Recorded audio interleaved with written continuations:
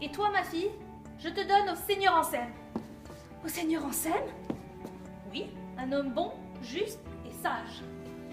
Je ne veux point me marier, mon père, s'il vous plaît. Et moi, ma fille, mamie, je veux que vous vous mariez, s'il vous plaît. Je suis très humble servante au seigneur en scène, mais avec votre permission, je ne l'épouserai pas. Je suis votre très humble valet, et avec ma permission, vous l'épouserez dès ce soir. Dès ce soir? Dès ce soir. Cela ne sera pas, mon père. Cela sera, ma fille. Non. Si. Non, vous dis-je. Si, vous dis-je. Je me tuerai plutôt que d'épouser un tel mari. Mais tu ne te tueras point, et tu l'épouseras. Voyez quelle audace! A-t-on jamais vu une fille parler à son père de la sorte? Et a-t-on jamais vu un père marier sa fille de la sorte? Ce que vous venez de voir, en fait, est un extrait de l'Avare de Molière. Lorsque vos comédiens, acteurs, étudiants sont prêts après les répétitions, vous êtes prêts pour la représentation. Mais qu'est-ce que la représentation?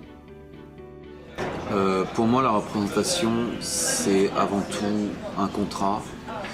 Quand une équipe théâtrale a préparé durant un laps de temps un spectacle et qu'un public qui juste émerge dans le contrat arrive pour voir la pièce, il faut un contrat entre les deux parties pour que ça fonctionne. Il ne peut pas y avoir d'un côté tout un effort de création et de l'autre une somnolence. Au moment de la représentation, il faut une communion. Pour moi, une représentation théâtrale, concentration, plaisir de jouer, écoute, partenaire et public, et l'achèvement d'un long projet. Cadeau. Donc, ce que c'est la représentation, pour moi, c'est, mettons, la superposition de toutes les étapes de la création jusqu'à maintenant, mais en condensé. Pour moi, la représentation, c'est vraiment le moment où tous les langages de la création fusionnent avec le langage du public.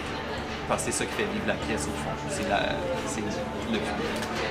Pour moi, la représentation, c'est comme le résultat d'un processus de création. Donc, c'est-à-dire que toutes les répétitions qui ont été faites, puis ce qui a été fait du début jusqu'à la représentation, c'est un processus. Et la représentation, c'est le résultat final de ce processus-là.